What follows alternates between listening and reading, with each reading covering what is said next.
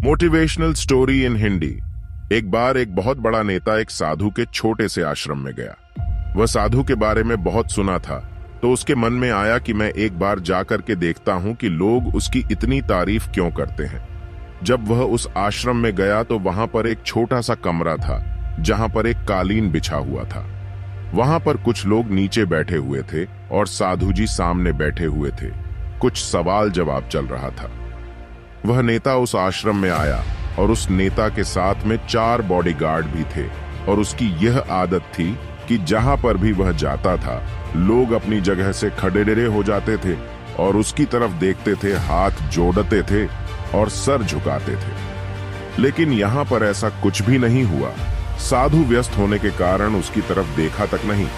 तभी नेता को लगा कि यह मेरी बेइज्जती है और वह इस बात से गुस्सा हो गया। नेता ने थोड़ा गुस्से से साधु की बात को बीच में काटते हुए कहा कि मैं आपसे कुछ कहना चाहता हूं। साधु ने उसकी तरफ देखा और बोला, आप थोड़ी देर रुकिए, पहले मैं इनके सवाल का जवाब दे दूं, उसके बाद मैं आपसे बात करता हूं। तब तक आप अगर चाहे तो आप बैठ सकते हैं। बस साधु का इतना कहने की ही देरी थी, नेता का चेहरा गुस्से से लाल हो गया और फिर उसने अपना सारा गुस्सा उस साधु पर निकाल दिया। अभी तक वह नेता बहुत तमीज से आप कह करके बात कर रहा था, लेकिन अब वह तू तड़ाक पर उतर आया। नेता ने उस साधु को कहा, तुझे पता भी है मैं कौन हूं और तू किससे बात कर रहा है? साधु ने उसकी तरफ देखा और कहा, मुझे इससे कोई फर्क नहीं पड़ता है कि आप कौन हैं, लेकिन आप जो कोई भी है, अगर आप चाहते हैं कि मैं आपके सवाल का जवाब दूं या आपसे बात करूं तो आपको कुछ देर रुकना होगा। और साधु की यह कहते हैं नेता गुस्से से पागल हो गया और वहीं सबके सामने चीखने चिल्लाने लग गया। अब मैं तुझे तेरी असली औकात दिखाऊंगा। तूने मुझसे पंगा लेकर के ठीक नहीं किया। तुझे पता भी है मैं तेरे बारे में क्या सोचता हूं। साधु ने फिर से नेता की तरफ देखा और बड़े ही प्रेम से कहा कि मुझे इससे कोई फर्क नहीं पड़ता कि आप मेरे बारे में क्या सोचते हैं। आप जो चाहे वह मेरे बारे में सोच सकते हैं। फिर नेता ने उससे कहा कि तू चाहे सुनना चाहता है या नहीं, लेकिन मैं तुझे यही सबके सामने बताऊंगा कि मैं तेरे बारे में क्या सोचता हूं। तू कोई साधु नहीं है, तू एक बहुत ही घटिया इंसान है।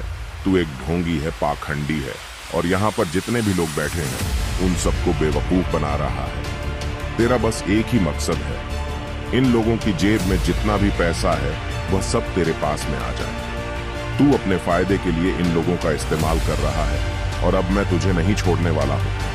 पूरी दुनिया के सामने तेरा पर्दाफाश करके रहूंगा। लेकिन उसके इतना बोलने के बाद भी हल्की सी मुस्कान उस साधु के चेहरे पर बनी हुई रही। यह देखकर वह और भी तिल मिला गया और उसने कहा, अब बहुत हो गया, अब मैं यहां 1 मिनट भी नहीं रुकने वाला।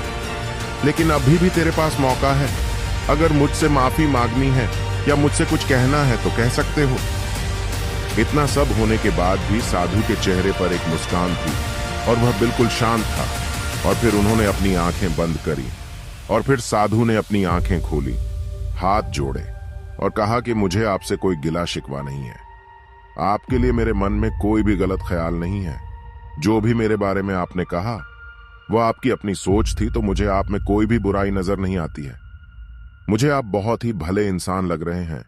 और साधु के इतना कहते ही नेताजी का दिमाग 7वें आसमान पर पहुंच गया। उसके चेहरे पर एक अजीब सी खुशी थी, क्योंकि उस साधु ने वही कहा जो बाकी सब लोग उस नेता को कहते हैं। और वह खुशी खुशी उस आश्रम से अपने घर की तरफ चला गया और जाकर के अपने पिताजी के साथ में बैठ गया। उसके पिताजी ध्यान में थे। उन्होंने पूरी जिंदगी सिर्फ लोगों की सेवा करी और बदले में कुछ भी उम्मीद नहीं किया। तो थोड़ी देर बाद जब उन्होंने अपनी आंखें खोली और देखा अपने बेटे को अपने साथ बैठे हुए, तो उनके बेटे के चेहरे पर आज एक अजीब सी खुशी थी जो आज से पहले उन्होंने कभी नहीं देखी थी। फिर उसने एक एक करके सब कुछ बताया कि आज क्या हुआ, किस तरह से वह आश्रम गया और वहां पर क्या हुआ, उसने क्या कहा और साधु जी ने क्या कहा।